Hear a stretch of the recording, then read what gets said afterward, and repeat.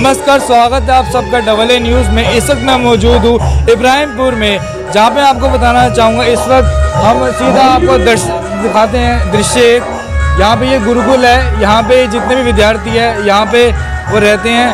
आप देख सकते हैं कि यहाँ पे बेड है, यहाँ पे उनका रहन सहन चलता है, यहाँ पे वो आराम करते हैं। और आपको बताना चाहूँगा यहाँ पे गुरुकुल में जो भी शिष्य हैं वो ना सिर्फ दिल्ली से बल्कि पूरे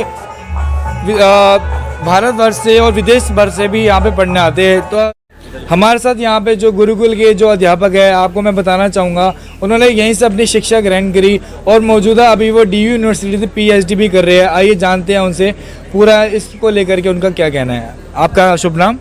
मेरा आचार्य इतिराज है।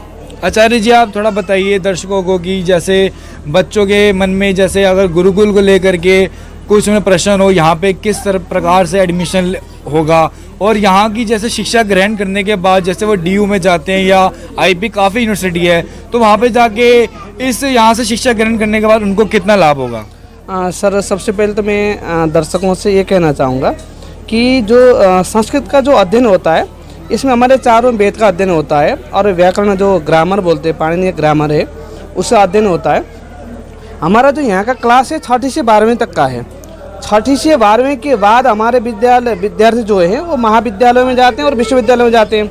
जैसे BA करते हैं और शास्त्री करते हैं, दोनों कर सकते हैं। उसके बाद MA करते हैं या आचार्य कर सकते हैं विश्वविद्यालय में जाके। जैसे मेरा भी यहीं से अध्ययन हुआ है और साथ में मैं अभी यहाँ पढ़ाता हूँ, अध्यापन कराता हूँ और मैं दिल्ली विश्वविद्यालय से मैं PhD कर रहा हूँ। तो क्या होता है कि इनके बाद 12वीं के बाद ये कोई तो कथा क्षेत्र में जाते हैं, प्रवचनकर्ता बनते हैं, कुछ ज्योतिष के माध्यम को लेते हैं, कुछ प्रोफेसर बनते हैं, कोई TGT PGT के शिक्षक बन जाते हैं, कोई पूजा पाठ को लेते हैं। क्योंकि हमारे संस्कृत में बहुत विशाल है, कई विषय में न्याय, दर्शन, साहित्य, मीमांसा, वेदांत आदि अनेक विषय में अध्यापन करा सकते हैं, बच्चे करते भी हैं।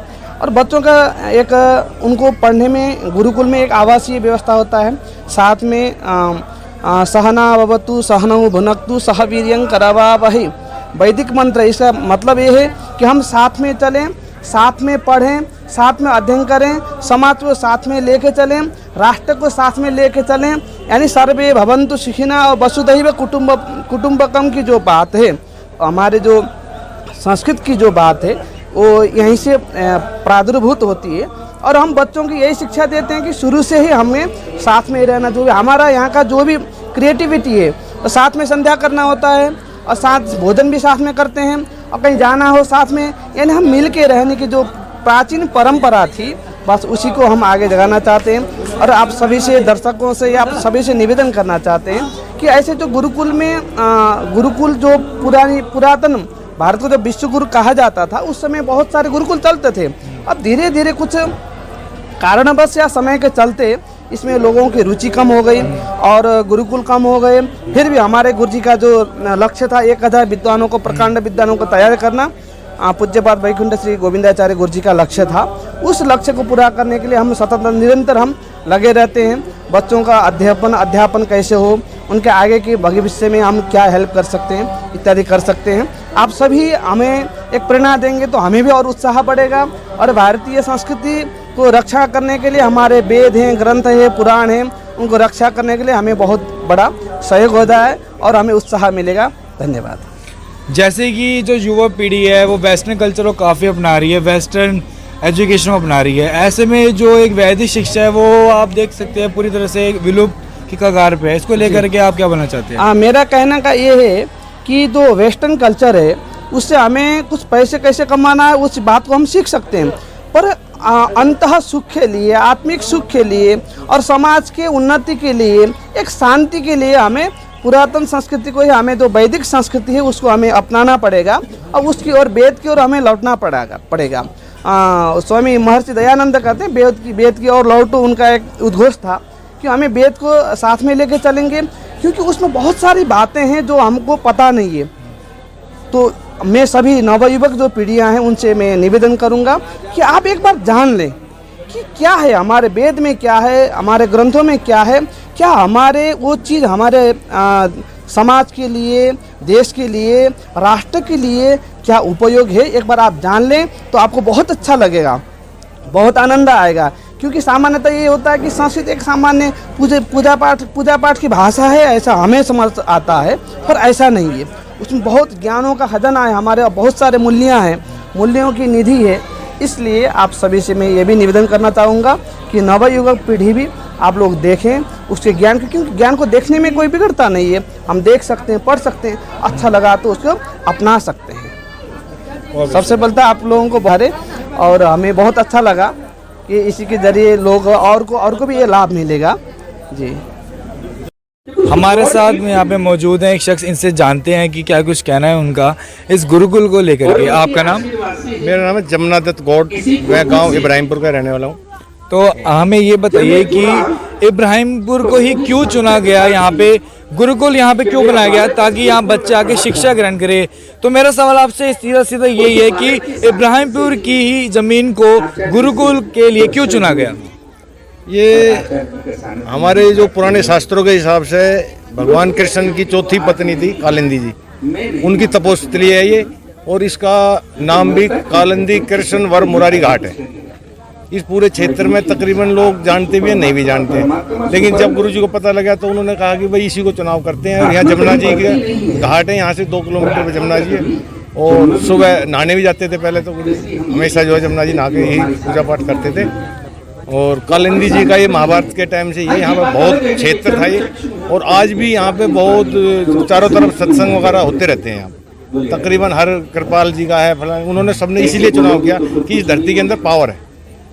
कालिंदी जी की जमुना मैया की तपोस्थली है, तो तप के लिए सबसे महत्वपूर्ण भूमि गुरुजी ने इसलिए रखा कि यहाँ पे तप करने के लिए बच्चों को तपस्वी बनाएंगे, पढ़ाएंगे और उनको विद्वान बनाएंगे। गुरुजी का यही यहाँ पे लक्ष्य था रखने का। तो ये जंगल है, तो यहाँ तो आप देख ही रहे हैं चारों तरफ तो खुला ही है यहाँ पे। तो इसका महत्व तो यही था कि ये मुरारी घाट था पहले, इसका नाम कालिंदी कृष्ण मुरारी से मुरारी घाट कृष्ण मुरारी हो गया। अब बुरारी हो गया, ये अंग्रेजों के टाइम से जब गलती हुई तो उन्होंने बुरारी कर दिया इसको, वो मुरारी बोल ही नहीं पाते। जैसे अगर यहाँ पे जितना भी एरिया पड़ता है, जैसे रात को यहाँ पे तो मेरे ख्याल से स्ट्रीट लाइट भी नहीं है, तो सेफ्टी के हिसाब से यहाँ पे और क्या क्या सेफ्टी आपके हिसाब से होनी चाहिए? आप यहाँ दिल्ली सरकार से क्या गुहार लगाना चाहते हैं कि एक बच्चों की सेफ्टी से लेकर हमारी महिला भी यहाँ से गुजरती होंगी, तो एक सेफ्टी के बिहाफ पे आप क्या बोलना चाहते हैं? यहाँ पे सेफ्टी के हिसाब से तो जंगल है ये, यहाँ पे कई दफ़े पुलिस से भी कहा है कि भाई यहाँ गश्त कराएं।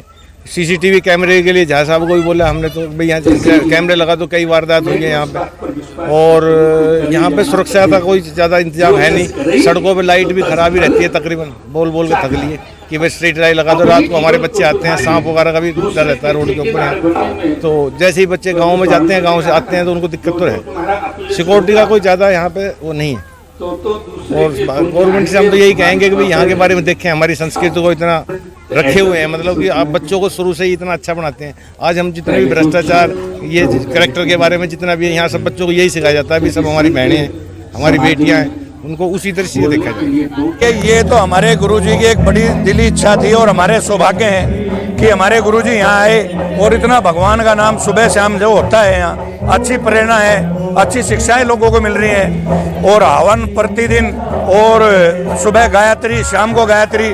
तो जहाँ जहाँ परमात्मा का नाम लिया जाएगा, इन नेताओं की भी शुद्ध बुद्धि बदलेगी जरूर, लेकिन कब बदलेगी वो ये जाने। पहले तो ये देखिए कि गांव से शहर, सबसे पहले गांव बसे, गांव से फिर शहर बसे। अब शहरों के अंदर जो सुविधा है वो गांवों के अंदर कुछ भी नहीं है। पहली बात तो है, कितनी भी सरकार आई कितनी चलेगी, ना पानी की निकासी है ना कोई और चीज़ है। और दूसरी चीज़ की जब इन्होंने आप शहरों के अंदर पार्कों में उनमें सब जिम वगैरह सब खोल दिए गए हैं, तो गाँव में ऐसी क्या विशेषता है जहाँ कोई भी सुविधा नहीं है? ऐसा गाँव ने कोई कसूर कर दिया है या क्या कर दिया? जबकि गाँव से ही उत्पत्ति शहर की हुई है, क्योंकि पहले सारी ज़मीन गांव की थी। अब शहरीकरण तो हो गया उनका, लेकिन उनमें सुविधा कुछ भी नहीं है। रोड है वो गाड़ियों के लायक नहीं है, पानी की निकासी कोई नहीं है। नेता आते हैं, वादे करते हैं, चले जाते हैं, काम किसी को कुछ करना नहीं। जैसा भी ठीक है, महीने बाद से निगम के चुनाव है। आप ये देखिए, इसको 100 फुटा रोड बोलते हैं, ये 10 फुटा भी रोड नहीं है। आप इसको बाहर जाएंगे, बीच में कोई पेड़ खड़ा, उस पेड़ को काटने की गवर्नमेंट को इजाजत ही नहीं है। वो पता नहीं अमेरिका से आएगी या कौन से देश से आएगी, इस देश में है या नहीं है। पहली बात तो इनसे पूछे, जब सारा कानून अपने इंडिया के हैं, पेड़ अपने इंडिया का है, तो इसको काटने के लिए क्या अमेरिका से बुलाने पड़ेंगे? एक बात छोटी सी और कह रहा हूँ कि रोड के बिल्कुल बीच में खंबे लगे हुए हैं, उन खंबे पे पता नहीं कितने एक्सीडेंट में आदमी डेड हो गए, लेकिन इनको कोई खबर नहीं है। उनमें ड्राम लगा के सीमेंट भर दी गई है। अब चाहे वहाँ रोज आदमी मर जाए, इनको कोई उस चीज से लेना देना नहीं है। वे खंबे वहां से हिल नहीं सकते, जबकि बिजली को प्राइवेट कर दिया गया है। पहले डेसू थी, डेसू के बाद NDPL कर दी गई है, लेकिन इनको इस बारे में कोई सोच नहीं है। चाहे वहाँ कोई भी मरो, यदि इनके घर का कोई मर जाए तो ये एक दिन में ठीक हो जाएगा, और दूसरे के परिवार का कोई मरे तो वो परिवार का सदस्य नहीं है। हमारे साथ अभी रमेश कौशिक जी मौजूद है, जो कि यहाँ पे अध्यापक है, उनसे जानते हैं। तो रमेश जी, हमें बताइए, यहाँ पे कितनी आयु चाहिए होती है यहाँ पे एडमिशन के लिए? देखिए, ये गुरुकुल 5वीं पास बच्चों को लेता है। बच्चा 8 से लेके 12 साल तक का बच्चा हो, उसके बाद प्राइमरी पूर्व प्राथमिक शिक्षा वो घर में से लेकर यहाँ पर जब वो अक्षर पढ़ लेता है, साक्षर हो जाता है, उसके बाद यहाँ आता है, उसका यज्ञोपवीत संस्कार होता है और वेद आदि शास्त्रों का अध्ययन अध्यापन 8 से 12 साल की उम्र से प्रारंभ होकर 18 साल तक अपनी 12वीं तक की पढ़ाई यहाँ आकर पूरी करता है। उसके बाद बाहर जाके BA MA लेवल की परीक्षा, ग्रेजुएशन वगैरह दिल्ली यूनिवर्सिटी और लाल बहादुर शास्त्री संस्कृत यूनिवर्सिटी, JNU इत्यादि अनेक संस्कृत यूनिवर्सिटियों से वो बच्चा आगे की पढ़ाई करके एक प्रोफेसर और लेक्चरर बड़े बड़े पोस्ट में जाता है। जैसे अभी पूरी अगर दिल्ली राज्य की बात की जाए, यहाँ पर अच्छी से अच्छी वेस्टर्न जैसे पढ़ाई है, जैसे DU हो गया, जैसे और भी IP यूनिवर्सिटी है, तो आपके हिसाब से गुरुकुल में जो बच्चे शिक्षा ग्रहण करने आते हैं, तो उसकी जो एक मैं परसेंटेज की बात करूँगा तो कितनी परसेंटेज रहती है? देखिए, संस्कृत में और अदर सब्जेक्ट से ज़्यादा ही लोग अपने लेवल में संस्कृत अगर मीडियम में देखा जाए तो औरों से अच्छा रहता है संस्कृत के हिसाब से। बाकी और लोग जो भी दें, संस्कृत में अच्छा रहता है संस्कृत वाले लोगों का, क्योंकि कंपटीशन थोड़ा कम है और सब्जेक्ट से। तो जैसे मेरा भी दिल्ली यूनिवर्सिटी से है, MA किया तो उसमें 86% आए, अपने आप में ठीक है, बढ़िया है। तो ऐसा ही सभी लोग अच्छा जो टैलेंट है संस्कृत में आके अच्छा काम कर रहे हैं और अच्छी पोस्ट को हासिल कर रहे हैं। जैसे कि हम कोई भी एक जैसे हट के कोई काम करते हैं तो काफ़ी ज़्यादा हमें प्रॉब्लम आती है, तो बच्चों को शिक्षा आप देते हैं, जैसे आप अध्यापक हैं, तो बच्चों को क्या क्या मुश्किलें आती हैं आपको उन्हें पढ़ाने में? देखिए, सबसे पहले बच्चे नए आते हैं गांव से, अपने गांव देहात से, दूर दराज से, तो उनको सबसे पहले यहाँ आकर उनको माहौल सिखाया जाता है, संस्कार। सुबह 4 बजे उठने से लेकर रात को 10 बजे सोने तक के सारे दिनचर्या को उसको सिखाया जाता है 1-1.5 महीने तक, ताकि सुबह वो समय से उठ सके। शुरू में परेशानी सबको आती है, फिर जब 1-1.5 महीने के बाद वो बच्चा अभ्यस्त हो जाता है, उस चीज़ से मतलब आदी हो जाता है, फिर वो अपने आप सुबह 4 बजे उठ जाता है, फिर स्नान इत्यादि करके संध्या वंदन इत्यादि करता है। शुरू में दिक्कतें आती हैं, लेकिन बाद में बच्चे 2-3 महीने में सेट हो जाते हैं।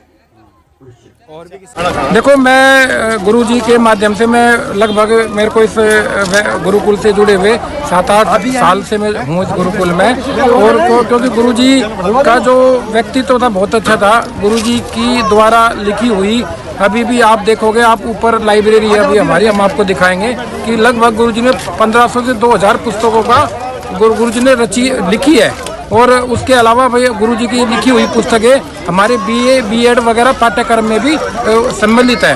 और हमारे यहाँ आश्रम से जो है ना जी, लगभग 2-3 बच्चे तो दिल्ली यूनिवर्सिटी में स्कॉलरशिप भी ले रहे हैं, और 2-3 बच्चे हमारे